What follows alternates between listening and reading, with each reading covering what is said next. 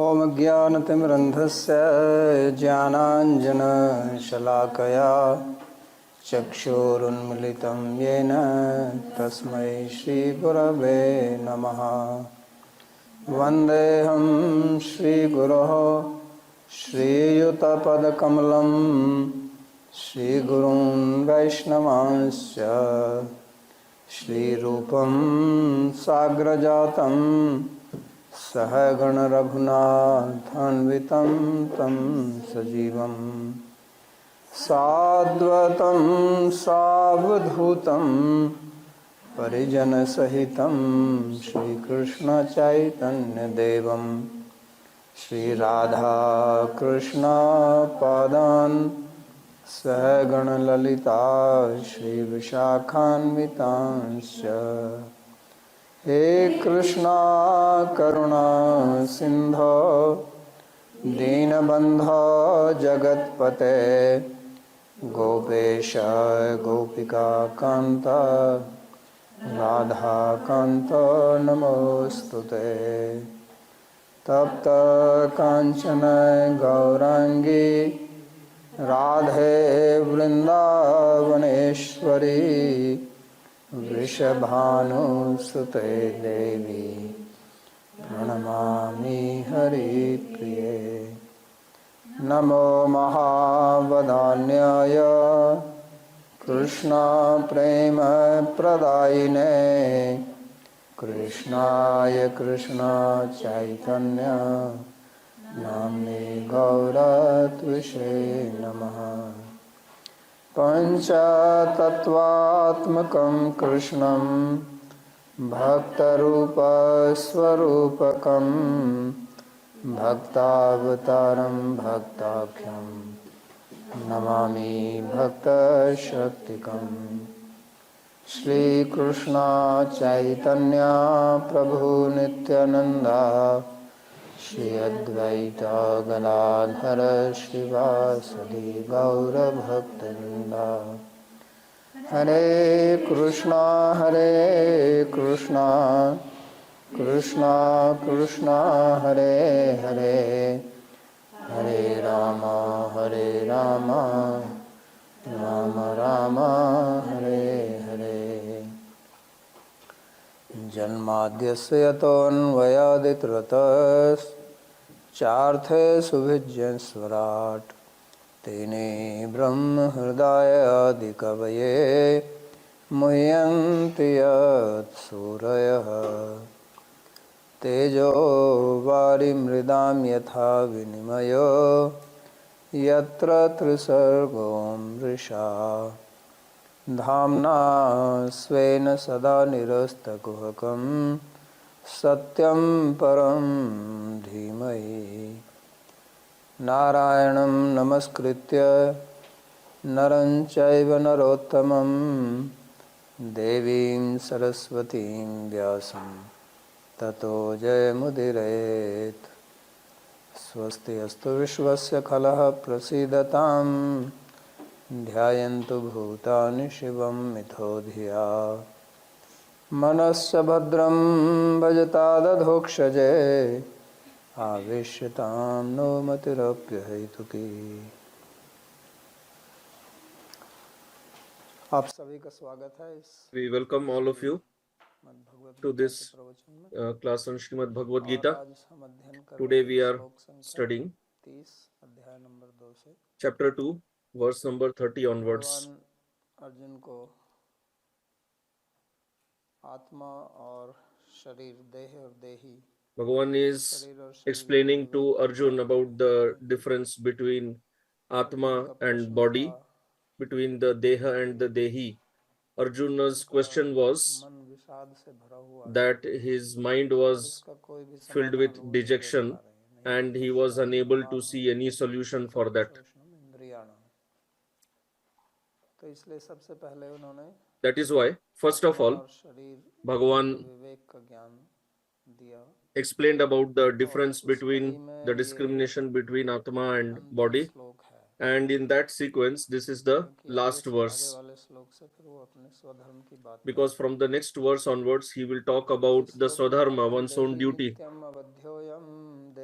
सर्वस्य भारत तस्मात् सर्वाणि भूतानि न त्वं शोचितुमर्हसि. Translation: O descendant of Bharata, the embodied self dwelling in the bodies of all living beings is ever indestructible. Therefore, you should not grieve for anyone. So Bhagavan is again talking about shok, dejection, because as I have told many times in my previous lectures, it is due to attachment with the body. When we have attachment in body and things and people connected to body, and when we face separation from them or any damage happens to them, then we suffer due to, then we have grief, and this grief is due to lack of viveka, ignorance, due to attachment. If we remain fixed in this knowledge that whatever is around us, we have the relation with everything around us is temporary. One day it was born and one day it will die. Then there is no need to grieve. That is why here at the end, Bhagavan is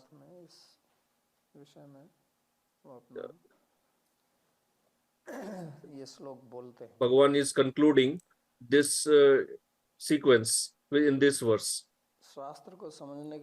In order to understand Shastra, there are many Nyayas in Purva Mimamsa. One of them is Shadlinga.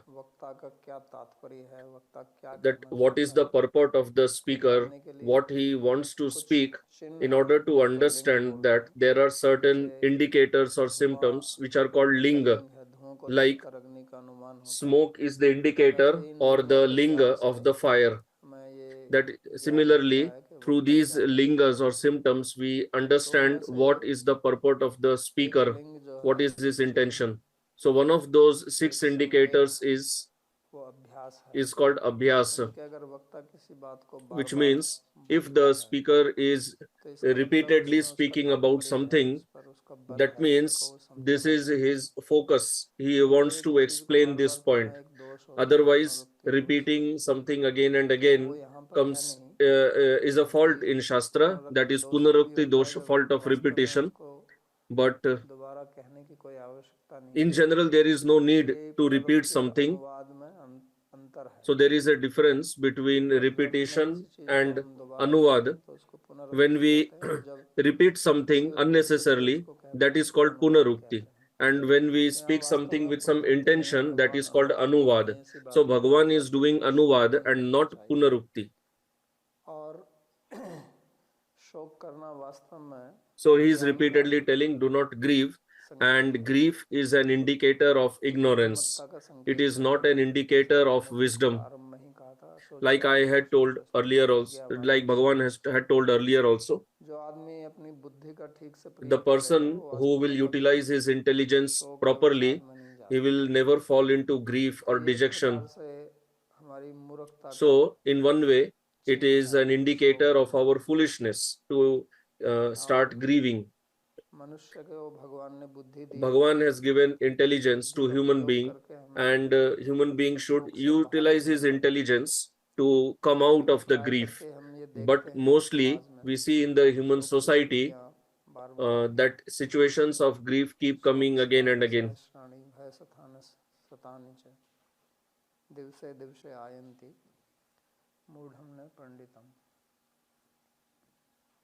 So every day we face many situations in which we have fear and grief. But this fear and grief happens only to a foolish person.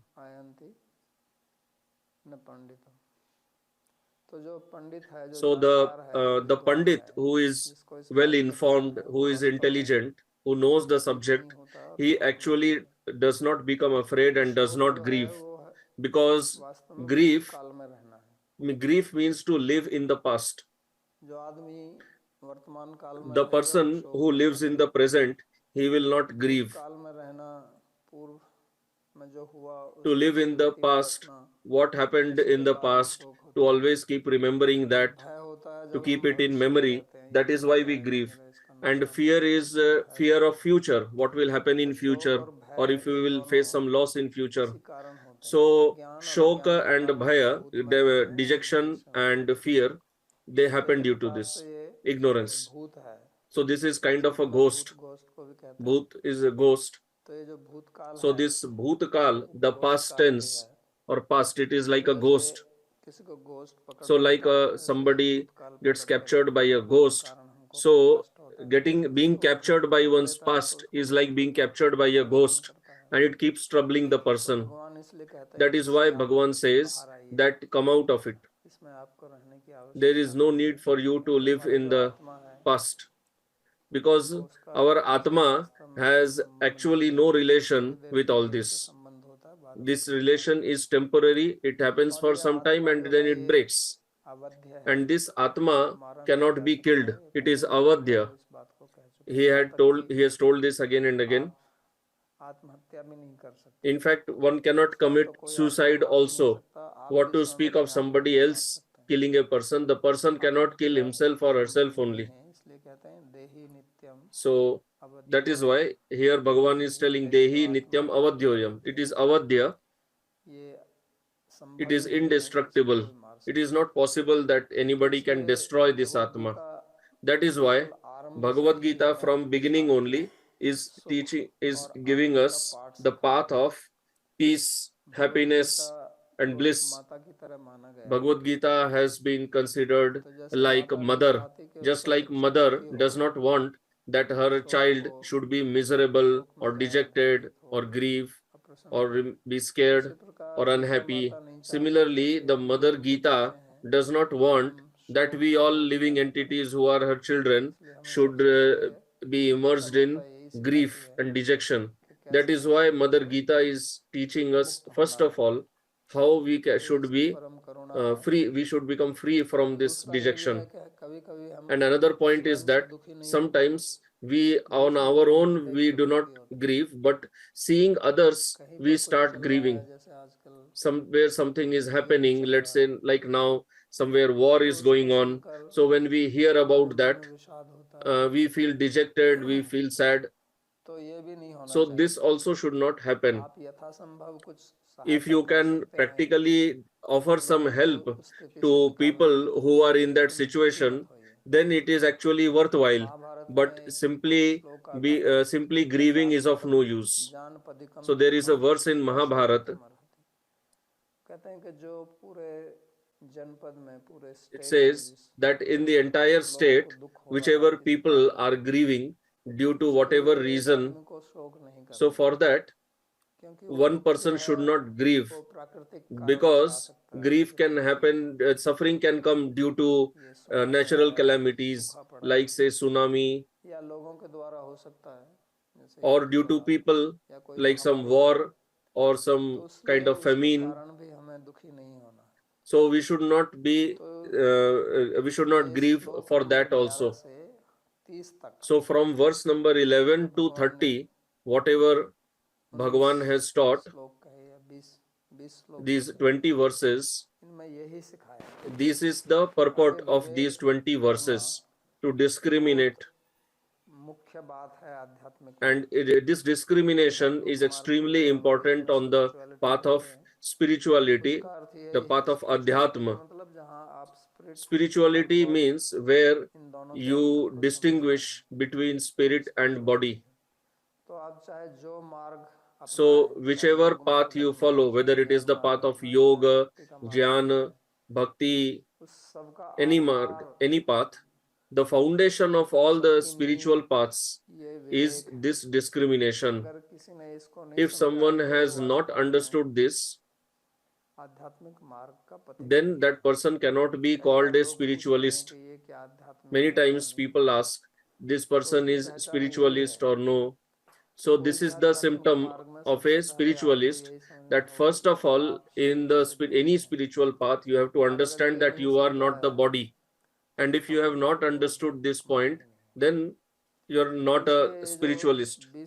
So that is why these 20 verses spoken by Bhagavan, in these verses, Bhagavan has not used any technical word. in a straightforward way, he has talked about Sharir, Deha, because these words are used by us in our day-to-day language. But he has not used any word like Brahma, Jiva, etc. The reason is that even a common man should be able to understand what he is speaking. He has not even used the word Atma.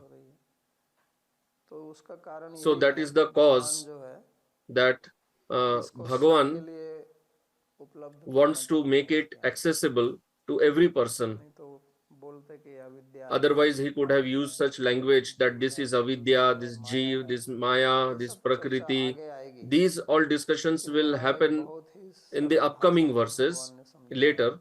But here Bhagavan has spoken these 20 verses in a very, very simple language. So that is why we should understand this, and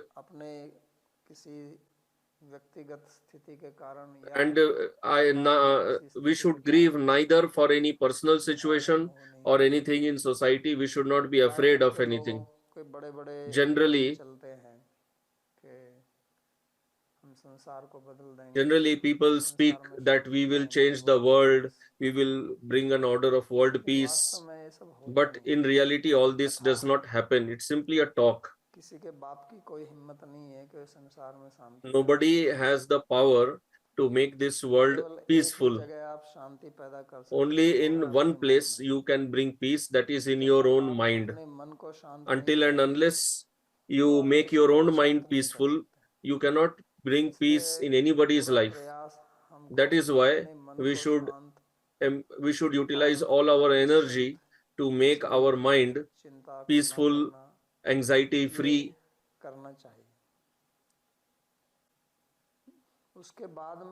After that, we can help others. But even while helping others, keeping this expectation that you will bring heaven on earth, make it a Vaikuntha, and bring this some golden age, this is all a dream. Because Prakriti, nature, whatever way it is working, it will work in its own way only. Bhagavan himself does not change the course of material nature when he comes. Then how can Jiva do that? Yeah, it sounds very nice. And many acharyas, gurus, they speak this so that other people become enthusiastic. But the reality is that nothing of this is going to happen, because this world operates by three gunas, and up and down keeps happening. Sometimes there is a predominance of sattva, sometimes rajas, sometimes tamas. So currently we see that the power of rajas and tamas is more, and nobody can stop that. Just like after summer there is winter, somebody says that I will stop winter, or I will stop summer. So you can do something to protect yourself from that climate, but saying that season will not happen only, rain will not happen only, I will bring Vaikuntha here, I will bring heaven here, I'll make everything peaceful. This is all a dream. So Arjun earlier was speaking this only, that I do not want to do adharma, I do not want to engage in irreligion.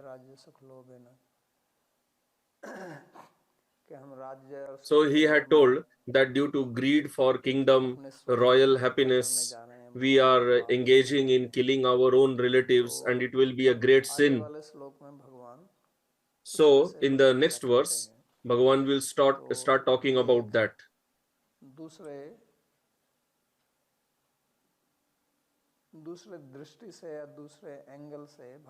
So now Bhagavan will start explaining to Arjun from another angle.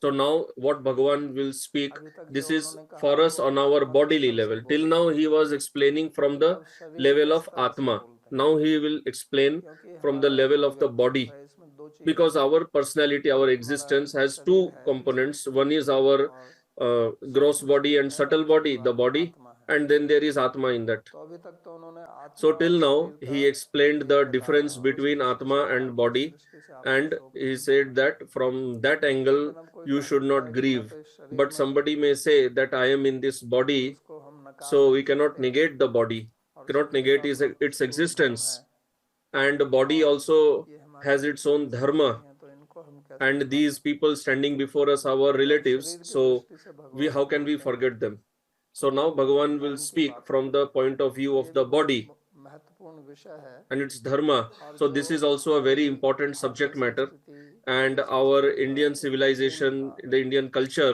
the हालांकि Bharatiya culture, आज it के was its वर्तमान काल foundation. में Although इसको in लोगों the ने भुला दिया है, current time, इसके people have विरुद्ध में बहुत forgotten that, कुछ प्रचार and हुआ there है, is a हो lot रहा of है anti-preaching और आगे भी in होता regard to रहेगा। this dharma, and it will happen तो in इसको भी future समझना also. है क्योंकि ये एक बहुत महत्वपूर्ण So विषय this is है very important to और understand. It's a समाज के very लिए important बहुत topic, लाभदायक and विषय it's है, a very it is very जिसको ना beneficial समझकर for the ही लोग society. इसकी निंदा Not करते हैं understanding this, people criticize this dharma इसके ऊपर कटाक्ष and करते हैं। they cast aspersions वो बात अलग है on, कि हर एक को and he they system speak में all बैठ kinds of करके ill कुछ effects of त्रुटियां this आ dharma. जाती हैं, So one तो thing उन is that त्रुटियों को दूर करने का deviations do प्रयास करना happen चाहिए। ऐसा नहीं everywhere, कि विकृति को देखकर सिस्टम को ही but just because there are deviations in some system does not यहाँ mean that भगवान throw the कहते हैं कि system out itself. स्वधर्ममपि चावेक्ष न विकम्पितुमर्हसि धर्म्याधि युद्धात् श्रेयो अन्यत् क्षत्रियस्य न विद्यते।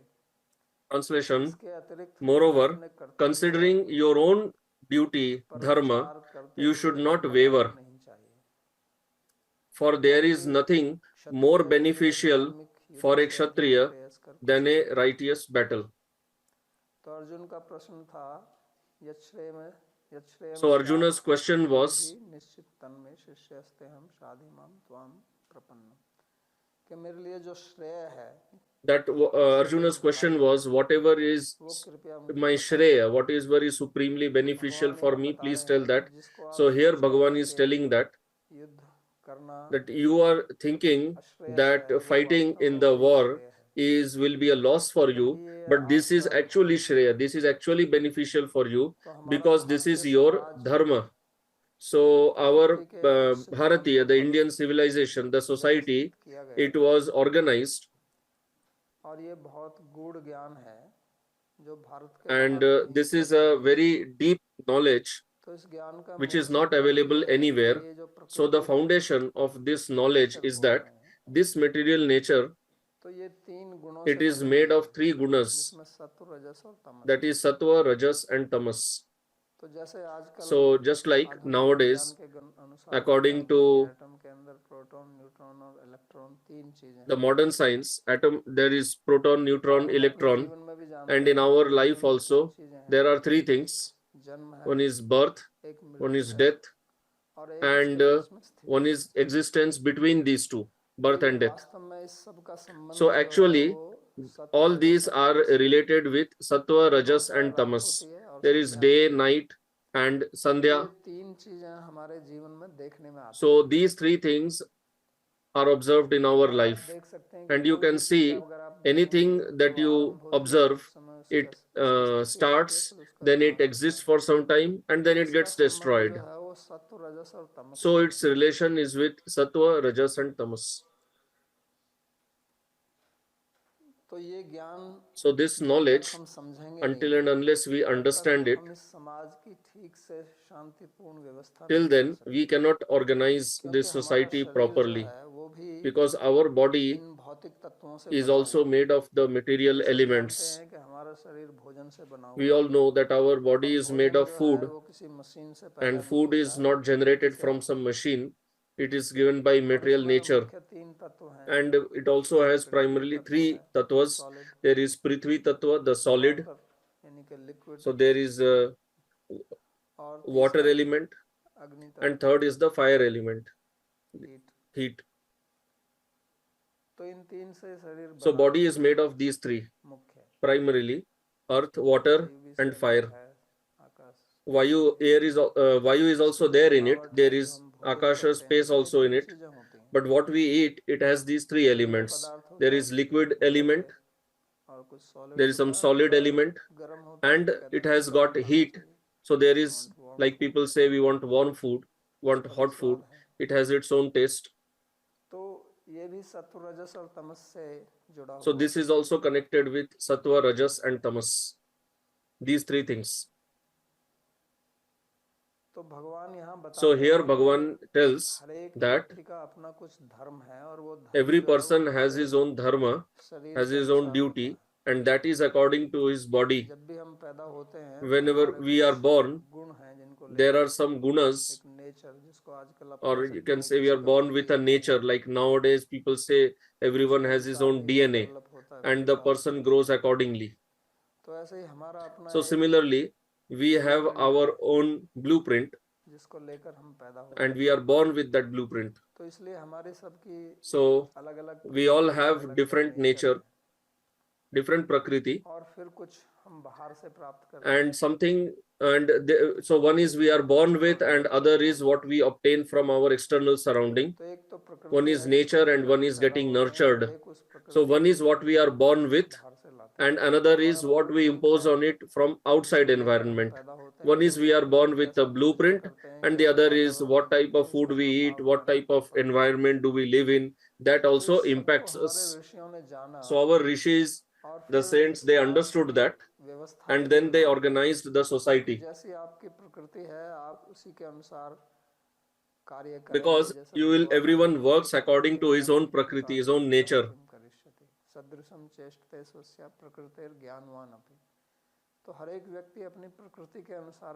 Every person works according to his prakriti. So you can understand, you know, that if there is a mango tree, it will give mango fruit. If there is a banana tree, it will give banana. So the fruit is according to the seed. The tree is according to the seed. You cannot change that. Similarly, we are also born from the seed, and that seed has got some program in it, and accordingly we grow, and accordingly our nature starts manifesting.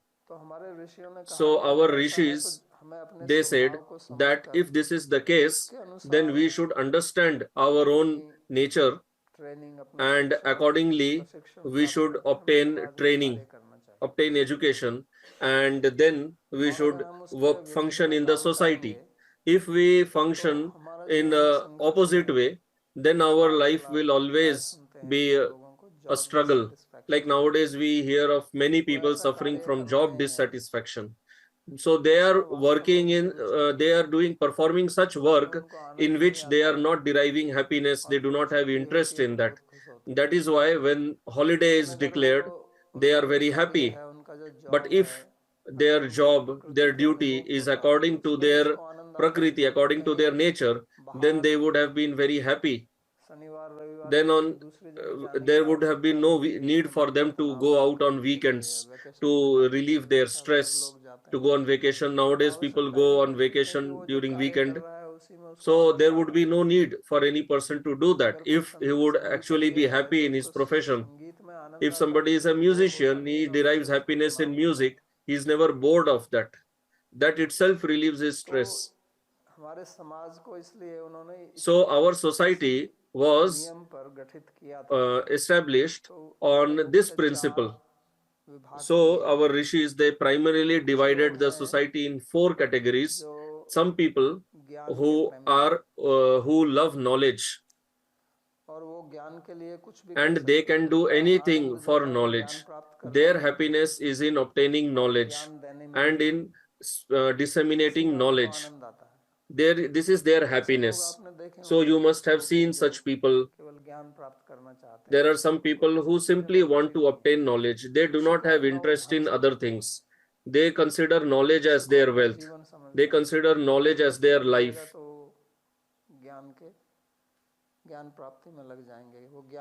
If they worship knowledge, wherever possible they obtain knowledge. If they can obtain knowledge, and even if they are not wealthy, still they are satisfied. But if you give them lot of wealth, lot of post and position, but if they do not get opportunity to discuss about the knowledge with somebody, they remain sad. Like we see big scientists, they keep doing their research and they derive the happiness in that only. They forget all other things. They remain immersed in their own research work. That is their happiness. That is kind of their samadhi. So such people are called Brahmanas. Then the second type of people who they are worshippers of power, of Shakti. They want power. They want position. They are not worried about wealth. They are not worried about knowledge also. For them, the most important thing is power.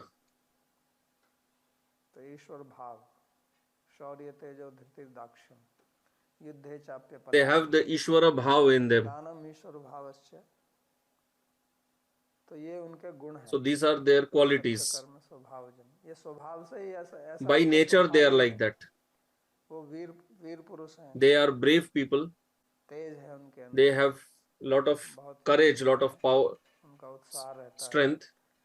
They are very enthusiastic in fighting in the war. They derive lot of happiness in giving charity. And they like to show their controllership on others. They like to manage. Such people are known as Kshatriyas. Then the third category of people are whose life is in wealth. They are not worried about knowledge, about power, but their mind is always immersed in thoughts of wealth, and they always seek opportunities to gain wealth.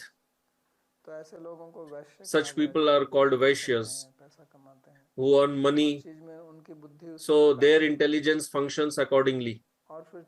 And the fourth category of people are those who have no interest in all this, neither in studying, nor in management, not in earning wealth. If they get little for their meeting their expenditure, they are satisfied. So they perform service. So actually, those who are actually called Shudras, today society does not understand that. A real Shudra derives a lot of happiness in performing seva. Actually, whatever we are calling as Shudras today, they are not Shudras. Shudra means who does Paricharya. Their life is in Paricharya. They derive a lot of happiness in seva only. There are some people who derive a lot of happiness in seva. You go to some temple, go to some church, you perform some seva there like a volunteer. So there are like this. There are also some people in the material society who derive a lot of happiness in seva only. Nowadays, people think that Shudra means a sweeper. No, in Varnashrama, the goldsmith, the ironsmith, the tailor, barber, they all fit in that category. And nowadays it is said that they are oppressed, but they also used to earn wealth. They were not poor. So like this, there are 4 varnas. So then the rishis showed that the human body that we have, it also can be divided in 4 categories. One is our head, where we have the mind, the intelligence, we think, we take decisions. Then we have the hands through which we work, we protect ourselves. And we have the stomach, where the food is digested. And then we have the legs, on which the upper part of the body sustains and it can walk. So body performs by cooperation of all the 4. There is nothing higher or lower, but our body is divided in these 4 categories. So this society also was visualized in this way, so that it can function in a systematic manner. So initially, this organization was not by birth, but it was by the quality of the person, and accordingly he'll perform the function, the karma. So in Gita also Bhagavan says that so initially the varnashram system was based on guna and karma. According to one's guna, one's quality, one will perform his karma accordingly. In Upanishad, we don't see that in a family there are Brahmanas also, Vaishyas also, Shudras also. But this system, if it has to function on a large scale, then there were problems. The problem was that who would decide who has what guna, what quality? There should be some parameter. So that is possible to understand only by his behavior. But by the time we understand that, and that cannot be before at least 15 or 16 years of his attaining the age, by that time only we can start understanding.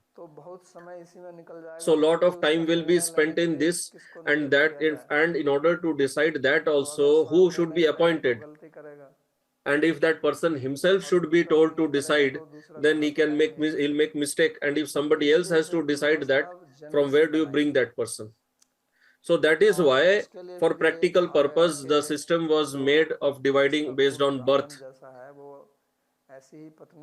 So then the system was made that one who has the Brahmanical qualities should marry a similar lady, and there will be very high chance that the child will be born, his nature will be that of a Brahmana. So that is why earlier, initially, the Varnashram system, which was not based on birth, then later it started becoming based on birth, and then this continued. But that system has completely collapsed now, because along with that, earlier there was education also. One who was born in Brahman family, he also received the education. The Kshatriya also received education accordingly. So all that education does not exist today, but the names still continue. So still today in Bharat, in India, we have people know that they are born in Brahman family or Kshatriya family, whatever kind of work they perform, but people still have that abhiman today. So this system was made for this purpose, that in society there should be no chaos and people should live with cooperation, and in a cooperative way they should function and they should move ahead towards their goal of moksha, get liberated. So this was a world order in which every person is progressing on the spiritual path. Today what happens is that if some person has to come on the spiritual path, he himself has to endeavor for that, he himself has to work hard for that. In India there is no such system. In foreign countries there is no such system. The civilization in foreign countries is not at all conducive to the spiritual path. It does not promote or help one on the spiritual path. In fact, it is in opposition to spirituality. In India, still something is there, but earlier in India, the whole society was like this. The education was founded on progressing on spiritual path, and everyone was religious, everyone was spiritual. Those who were outside this system, they were called vidharmi. So in India, dharma did not mean religion what it means now. Earlier, dharma meant varnashram dharma. So those who were outside varnashram, they were not called dharmik. They were called vidharmi, outside of the fold of dharma, because they were not accepting this varnashram. So here Bhagavan is talking about this subject only.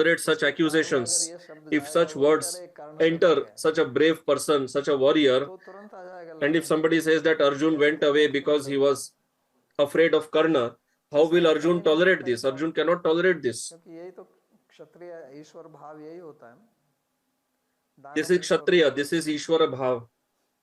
क्षत्रम कर्म, ये स्वभाव इसी को बोलते हैं। This is Swabhava, this is nature. दुरतिक्रमः, स्वभाव को आप पार नहीं कर सकते। It is very, very difficult to surpass one's nature. और इसलिए क्योंकि अपने स्वभाव से आप पार नहीं जा And सकते, since you cannot बुद्धिमत्ता इसी में go है कि beyond your स्वभाव को nature, your समझ लें। Swabhava, so it is better that you understand your Swabhava, your nature, and you function accordingly. That is what Bhagavan is telling here. यहाँ पूरा वर्णाश्रम, And when Bhagavan was speaking this, then everywhere there was Varnashram. और उनकी नियमावली थी, And there were systems, there were rules governing all the four Varnas.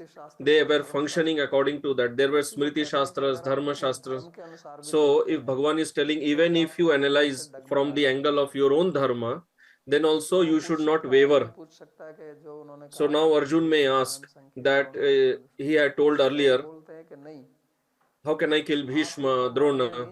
So Bhagavan is telling that you are not killing them, they are standing before you to kill you with weapons. का ये नियम है So for Kshatriya it is a rule that although a Brahmana cannot be killed, चाहिए, लेकिन अगर but वो अस्त्र शस्त्र if लेकर सामने Brahmana आता is है, standing before you with weapons in his hand, उनको मारने में then कोई दोष there is no fault in killing that Brahmana also. ना गया ना, These are oppressors, Atatai. आता ही नहीं। तो ये तो अभी दुर्योधन के साथ में खड़े हुए हैं। So now these people are standing with Duryodhan, whether he is your grandsire, Bhishma, or whether he is your guru, क्षत्रिय ही हैं, Drona. आप क्षत्रिय They are also Kshatriyas. ब्राह्मण हैं, लेकिन ब्राह्मण है It's okay that तो लड़ने क्यों one is a आए? Brahmana, but if he is a Brahmana, why did he come here to fight? छोड़कर भी So if लड़ने को जा he रहे हैं, left his own Brahmana dharma and came here to fight, at least you who is already a Kshatriya, you should perform your own dharma.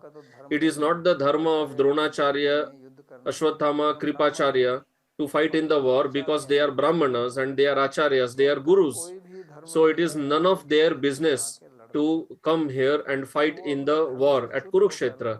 So having fallen down from their dharma, they are standing before you to fight. And you yourself are a Kshatriya.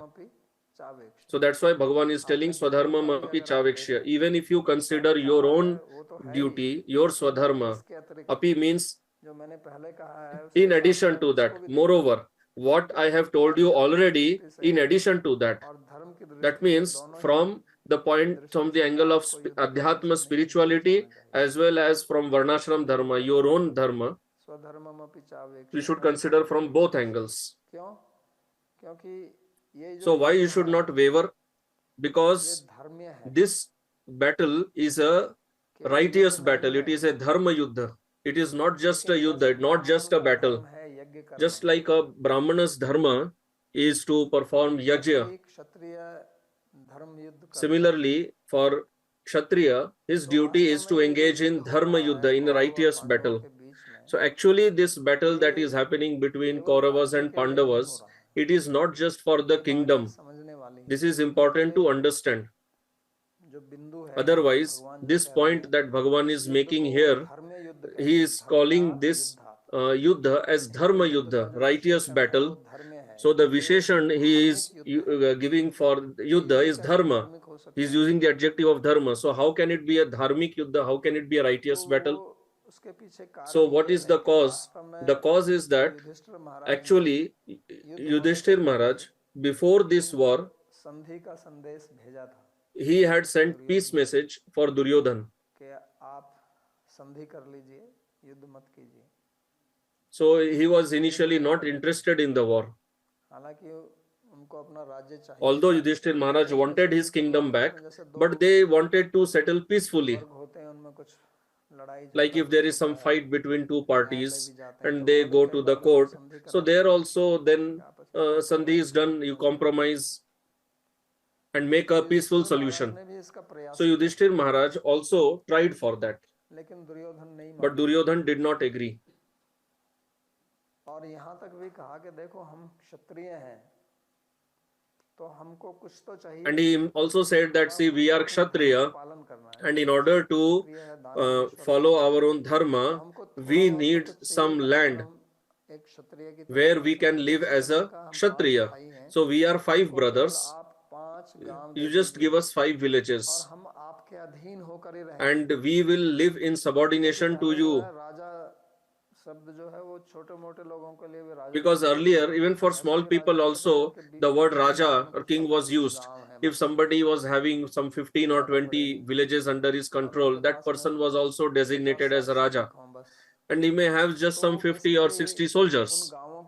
So that person was basically looking after the society in those 15 or 20 villages. The role of Kshatriya was to oversee that people follow dharma. They do not transgress the rules of dharma. So like now we have police, we have the executive. They try to oversee that the citizens continue following the rules of the country. They continue following the constitution. So in order to execute the constitution at practical level, there is executive body. So Kshatriyas were like this. Their primary duty was to protect the subjects, protect the public. So they should not become adharmic. They should not transgress the rules of dharma. Because if people start breaking the rules of dharma, then society will fall into chaos. So that's why Yudhishthir Maharaj said that this is our dharma. We are Kshatriyas. So you just give us 5 villages. But Duryodhana did not agree for that. So he said that I will not give you even that much land that fits a needle, the tip of the needle. So that's why there was no option remaining. They had to fight in the war, engage in the war.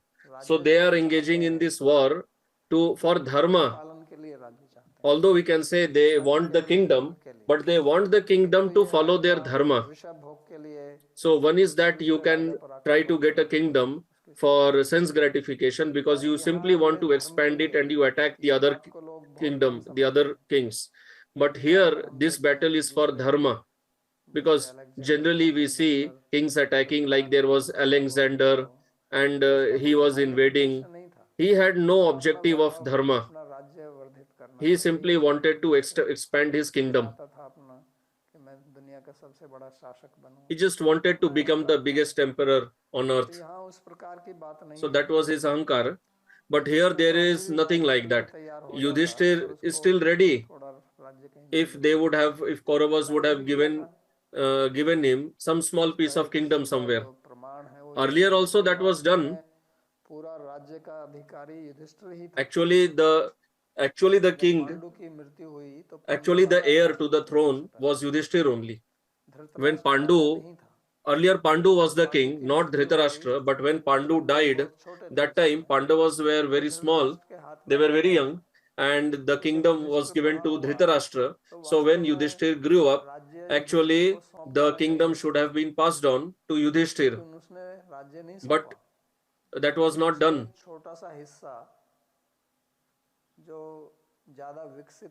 Yudhishthir was not given the kingdom. He was given just a small place, which is currently the place called Delhi, which is still known as Indraprastha. And originally the capital was Hastinapur. That was the main capital of Kauravas. From there, Pandu used to rule. So there Dhritarashtra had usurped that place, and he just gave Yudhishthir a small place called Indraprastha. So Yudhishthir had agreed that time. If Yudhishthir would have been greedy for kingdom, he would have fought war that time also. But he did not do that. So now also Yudhishthir is ready to agree.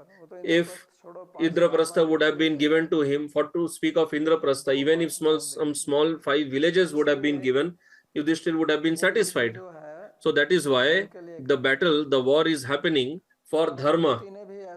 Kunti had also told such statement only. When Bhagavan Krishna went to Hastinapur as a peace messenger, and he failed in the peace message, in establishing that peaceful solution, because Duryodhana disagreed, and he actually ordered for Bhagavan Krishna to be imprisoned So before returning to Pandavas, Bhagavan Krishna went to Mother Kunti and asked her that if you have any message for your sons, please tell me, because I am going back to meet them. So Kunti told something very, very important. She told that, tell Arjun and Bhim from my side, because I don't know what is in mind of Yudhishthir. But Arjun and Bhim, these two sons, tell them from my side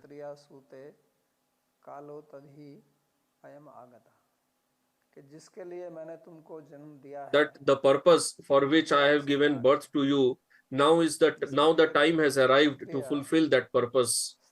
A Kshatriya woman gives birth to a brave warrior, a brave person. So now is the time. Show your bravery and do not become weak-hearted on the battlefield, because they are Kshatriyas.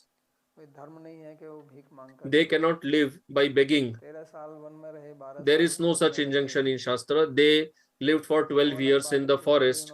That was a different situation. There also they did not beg. They had got the Akshay Patra. But now how will they continue? So that's why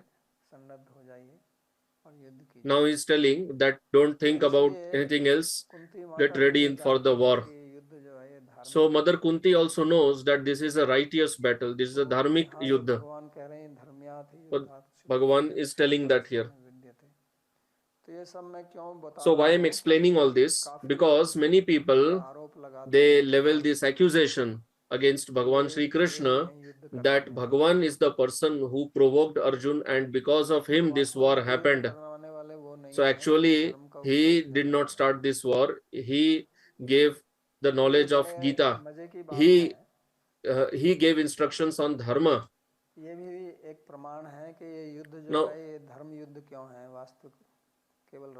Now this is also very interesting. Why is this battle a righteous battle, a dharma yuddha? That Arjun and Duryodhan both went to meet Bhagavan Sri Krishna before the battle. They asked him for help, and Bhagavan said that on one side there is me, myself, and on other side there is my Narayani army, and I will not lift any weapon. So does it happen that you go to somebody for help and he puts his own army on his opposition side? Think about it. Bhagavan's own army, he has kept his own army on this opposition side. So this is a dharma yuddha. There is nothing like I am on this side or I am on that side. And Kritavarma is the general of that army. And he is standing on the opposite side of Bhagavan. So how is it that Bhagavan's own person is standing on his opposite side? And it is not just with him. Before the battle also, all these people had gone to the kings. So whoever went to whichever king that you fight from my side, that king agreed. So the Kshatriyas, they were not bothered about this side or that side. They were just engaging in war. So like there are two people and you invite a Brahman coming for yajna. So it is not for a Brahmana that I will go to his yajna, not to his yajna. Whoever comes to invite me for that yajna, the Brahmana will go. So Shalya was the brother of Madri, was the uncle of the Pandavas. And he was coming to help them, but Duryodhan stopped him. Duryodhan told him that you fight from my side. So he went to Duryodhan's side. How is that possible? Like now we have this battle. So there is Ukraine and Russia war going on. And if they go to some country which is friendly towards Ukraine, will that country be ready to fight from any side? No. So the country will say, I have good relations, we have good relations with that country. So how can we fight against it? So here also this type of situation was not there. Duryodhan already had planned for the war, and he had already told all the other kings that war will happen, be ready to fight on my side. That's why his army was so big. His own army was there, but that 11 Akshohini army, he was already prepared for that. Panda was prepared later. So that's why Bhagavan is telling here,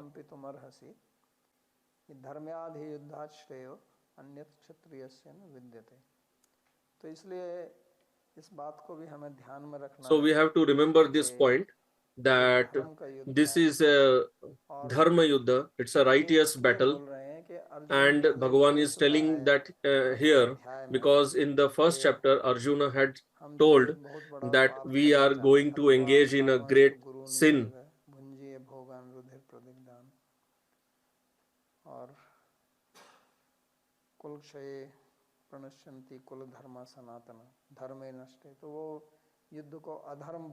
Arjun was telling that this battle is adharma. It is not righteous, but Bhagavan is telling it is dharma. So this is important to understand. So we'll stop here. If you have any question, you can ask.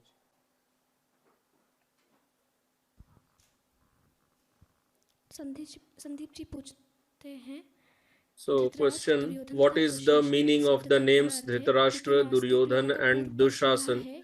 Because the Purva Paksha from atheists is that these names suggest that this is all made up by some people of vested interests. Dhritarashtra, Duryodhan तथा दुशासन शब्द का क्या अर्थ है? क्योंकि नास्तिकों का पूर्व पक्ष यह है कि ये नाम इंगित करते हैं कि ये सब कुछ स्वार्थ निहित लोगों के द्वारा रचा गया है. क्या स्वार्थ निहित लोगों के द्वारा रचा गया? क्या स्वार्थ? ये इन नामों का क्या अर्थ है? दुशासन, धृतराष्ट्र तो आप जानते ही हैं, तभी तो प्रश्न पूछ रहे हैं. नहीं तो स्वार्थ निहित लोग कहां से आ गए? So you know the meanings of the names, that is why you are asking. Otherwise, what swartha, what vested interest are you talking of? I had told it earlier only. Dhritarashtra, one who has captured the Rashtra, the kingdom, and Duryodhan, meaning who can fight a very dangerous war, and Dushasan, who does shasan, who rules over. So that is the meaning. There is no difficult word here. Dhrita means one who is holding.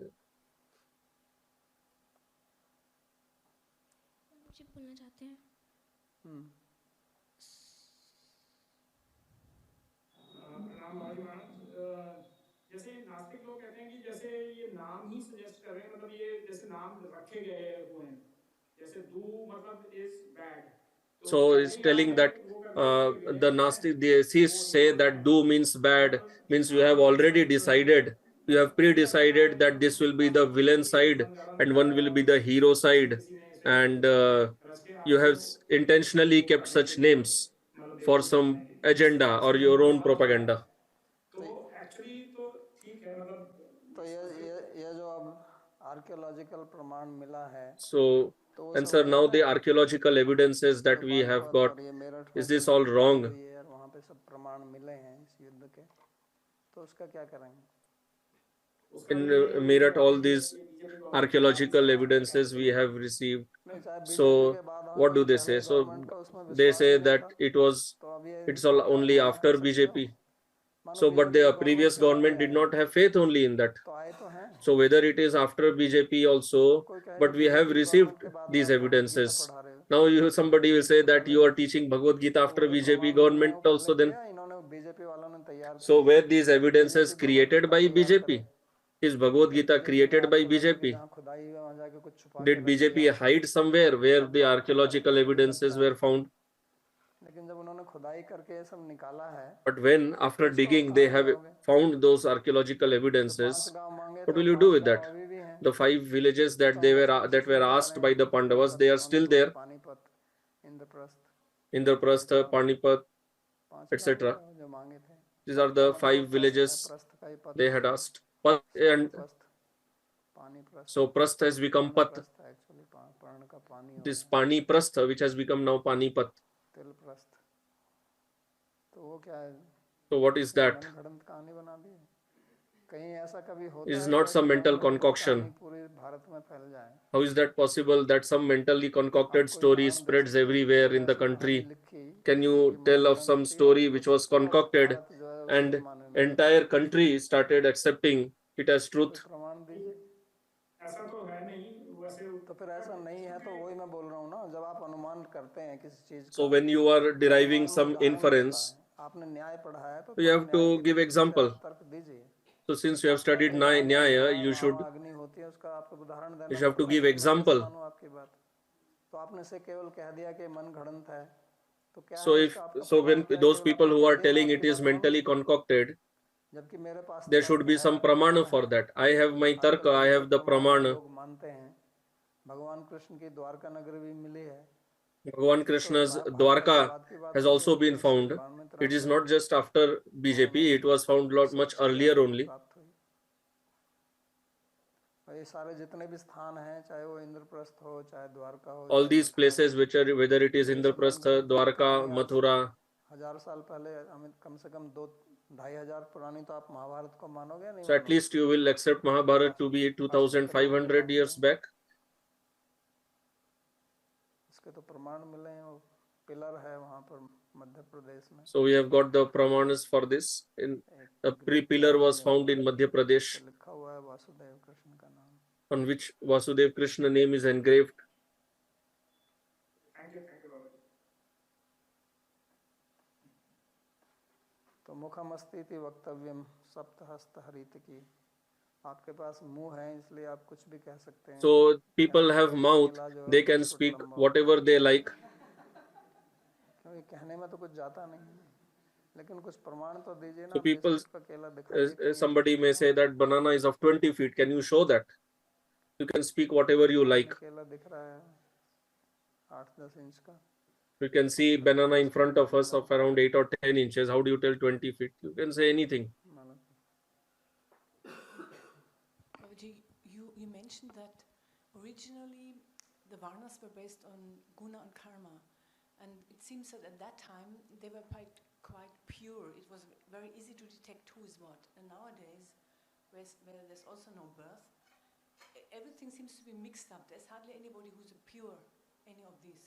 So is this due to the influence of Kali Yuga? It's a natural thing that why in due course of time. कोई भी व्यवस्था, So any there is any is translating, any order, कोई भी व्यवस्था जो होती है, any order, उसको आपको मेंटेन करना, you have to maintain it. Any system is there, you have to maintain it. Any management, कोई भी नियम बनाते if you make any rules, like there are traffic हैं, rules, मैनेजमेंट करने के लिए so police you have to manage it. There has to होगी। be traffic police. If there is no व्यवस्था कुछ traffic समय बाद में police, खत्म हो then जाएगी। that system will degrade, it will वैसे get ही destroyed वर्णाश्रम after some व्यवस्था time. बनाई गई, Similarly, this varnashram system ऐसा was नहीं है made. बस स्वभावतः ही वो It's not that वर्णाश्रम नियम का पालन करना, just automatically सिखाया people जाता started था, following that. No, it उसका was अध्ययन taught, होता था, उसके लिए ग्रंथ it was लिखे जाते studied. थे, स्मृति Books शास्त्र were थे। written for that. There were Smriti Shastras, Dharma Shastras लेकिन for समय के that. साथ But as पीछे बहुत time कारण है, तो वो moved व्यवस्था ahead, खत्म हो then गई। there are many causes why they got लोगों ने destroyed. भारत के ऊपर राज्य करना किया, Then there were foreign invasions, शिक्षा पद्धति the समाप्त, educational system got destroyed, अगर उसका ज्ञान नहीं रहा, people lost that knowledge, व्यवस्था टूट गई। and then that system broke down. तो अगर इसको दोबारा से बनाना So है, if it has to be reconstructed, तो ये शिक्षा पहले so देनी first of all that knowledge has to be imparted, तो संभव है but that is not possible. You mentioned that those who are called Shudras, there was not even any name for them, because Shudra doesn't mean what is called now Shudra. So was there any? No, Shudra word was there. Yeah, but these people who are now. But Shudra include all these things. Okay. So who's called now Shudras? They would. So that's why I said that whether it is potters, blacksmiths, goldsmiths, artists, weavers, cleaners, barbers, they were all part of Shudra. सब शूद्र उनको कहते थे। तो शूद्रों में केवल एक ही So Shudra was not just one uniform शूद्र के अनेक भेद class only, it had different divisions. But these people who have job dissatisfaction, who are not really situated in any real shooter position, who are now called shudras. They are not real shudras. That's what They're I not understood. real Sudras now, they're just a label. Yeah, that's what I mean. So was there any label for them? Did such people exist at that time, or Which people? such people for whom there's no label in Varnashram? They didn't exist in the original Varnashram? No, there was no such thing.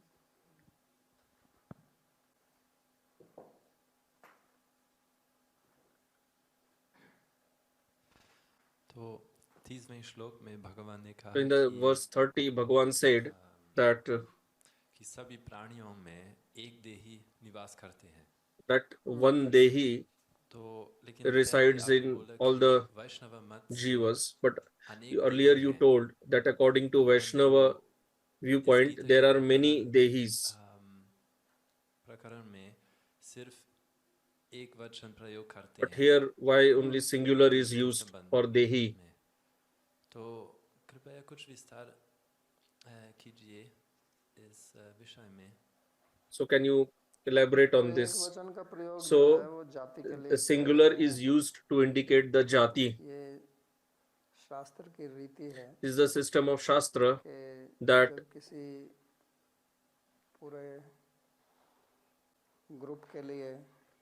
that for the entire group, if something is made, if something is being told, then there is no need to use plural for that.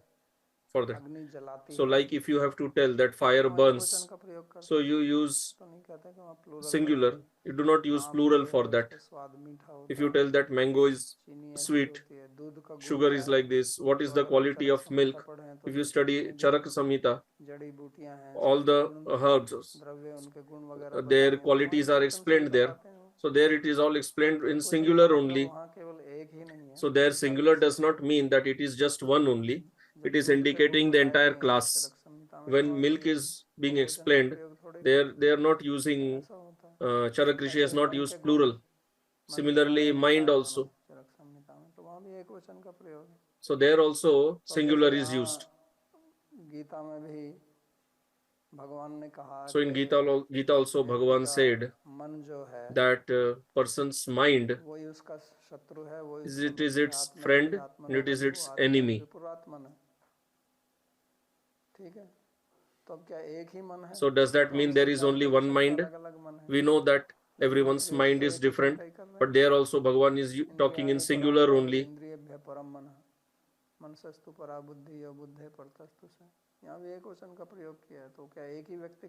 There also singular is used. Does that mean he's talking about one person only? He's talking in general. For senses, plural is used because every person has more than one indriya. 5 Gyanendriyas, 5 Karmendriyas. But by using singular, he explains the entire class. And in every language, this system is followed. It's not just for Sanskrit. In English also, we speak like this. Cow has 4 legs. We say cow has 4 legs. So you don't say cows have 4 legs. Generally, you say cow has 4 legs. A cow has 4 legs. So man is mortal. So is it only one? No, it's for everybody.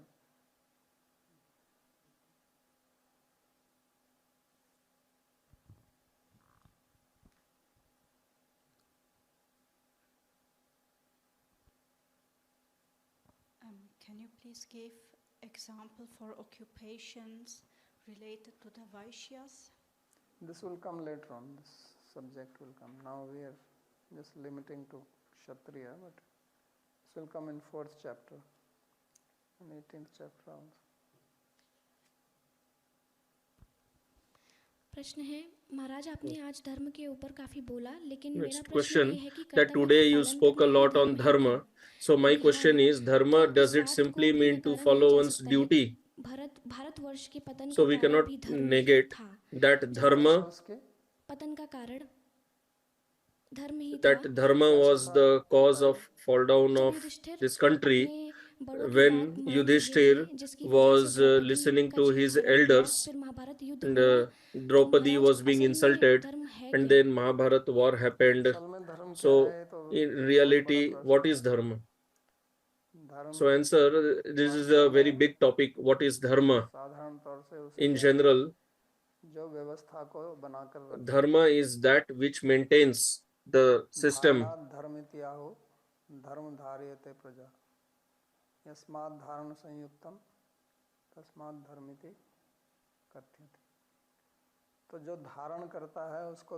Dharma is that which does dharan, which upholds, and dharma upholds the praja, the subjects, the people.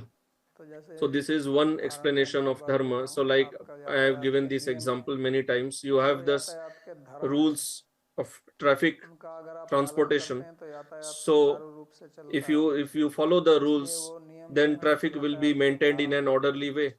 So that those rules, they are protecting the traffic, they are upholding it. If you do not follow, then it will not be maintained properly, then there will be chaos. So similarly, there are many rules for maintaining the society. It's not just one rule, there are many rules. So like we have law is one kind of a dharma. So there are many laws. It's not just of the constitution. If there is some ashram, you make some laws, some rules. In municipality makes some rules. On state level there are rules. On national level there are rules. At many levels there are rules. Similarly, there used to be panchayats in the villages. Like here it is being told Kula Dharma Sanatana. So there is Jati Dharma, Kula Dharma. So Dharma is for the management, maintenance. People used to sit together and deliberate. General rules are given in the Shastra, but how to apply them in one's own life, then people used to deliberate on that. So like there is constitution and there are amendments in that. So it's not that amendment is not possible in Smriti. Smriti also used to get changed, used to get amended. Nowadays we have this 25 to 30 Smritis. So according to need, in different places there were rules. Although it was entirely, the thing was Varna Vyavastha only. But in some place the climate is very hot, somewhere it is very cold, somewhere it is very rainy. So the rules used to get adjusted, they were adjusted accordingly. So the whole objective was that people function in an orderly, cooperative manner and achieve the goal of their life. So next question, is it possible to have a healthy relationship with family members of opposite or different natures? For example, living with siblings who like non-veg food, whereas I am a pure vegetarian.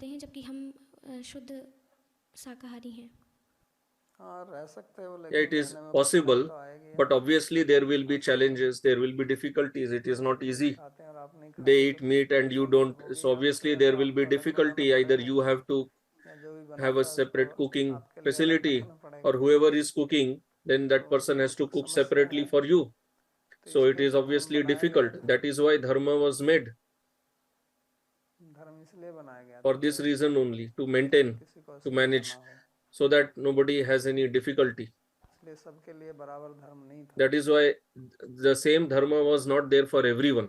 प्रश्न है, कौरवों के पक्ष में रहने वाले राजाओं ने यह सावधानी क्यों नहीं बरती कि कौरवों के पक्ष में लड़ने से केवल अधर्म को बढ़ावा मिलेगा? ये तो उनकी बात है सोचने की. So they should think, पहले क्षत्रिय लोग जो हैं वो, as I told earlier, that the Kshatriyas, they considered Yuddha as dharma. They used to say that we are going for a dharmic, righteous activity. Today we cannot understand that from their point of view, because we have come so far from Varna and Jati Dharma that it is very difficult to understand this. From our point of view, we think, we deliberate, but if we have to understand Shastra, then we have to see from that angle that how did they think about it. It's not that they were all fools and we have become very intelligent. They were far more dharmic, they are far more righteous, they were far more knowledgeable compared to us. So if they were taking such decisions, that means they have deliberated on that. It's very easy to say that what they did was wrong, Yudhishthir Maharaj did this wrong, or because of dharma this happened or that happened. We can tell that very easily. But understanding dharma is not so easy.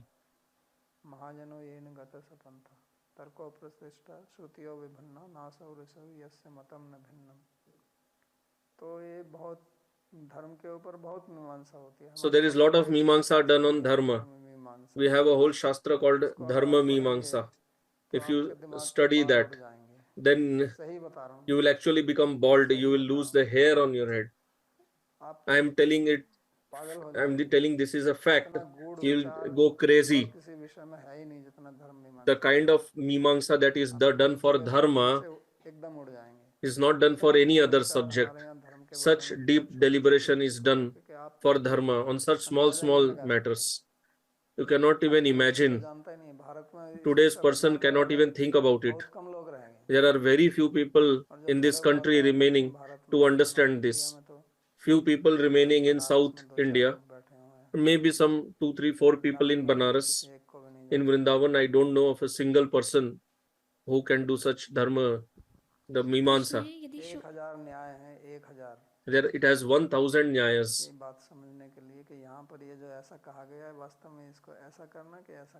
That when this is told, we should do this or we should do that. In this condition, what we should do, or in other condition, what we should do. It's a big puzzle. Earlier, it was deliberated. Now it is very easy, just passing comments that they were fools. This was all speculation.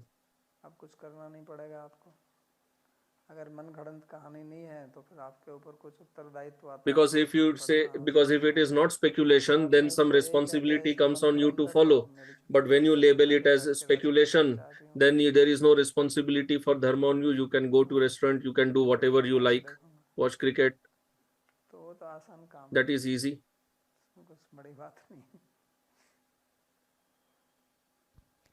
If the Shudra question, if the Shudras were the respectable or valuable members of the society, then why in scriptures and even exalted personalities use the Shudra word in negative connotation to convey their message or displeasure?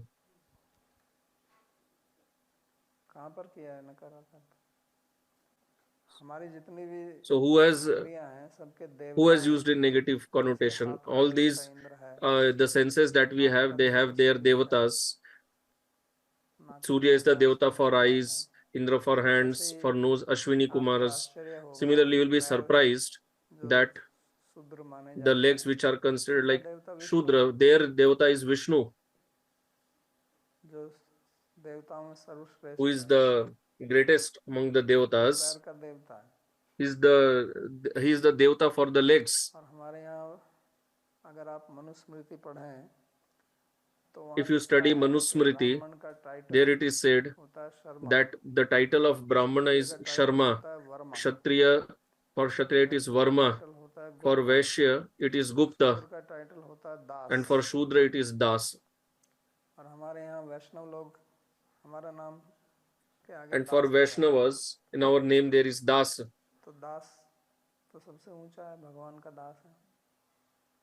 So Dasa is supreme, belongs to Bhagavan. The Vaishnava belongs to Bhagavan. But I do not deny that Shudras were not oppressed, because when there is deviation in the system and all these oppressive activities, exploitation takes place. But as I told earlier, that in any system, whatever deficiencies are there, so we should understand the system, not just throw the whole system away. We should try to understand originally what was the system.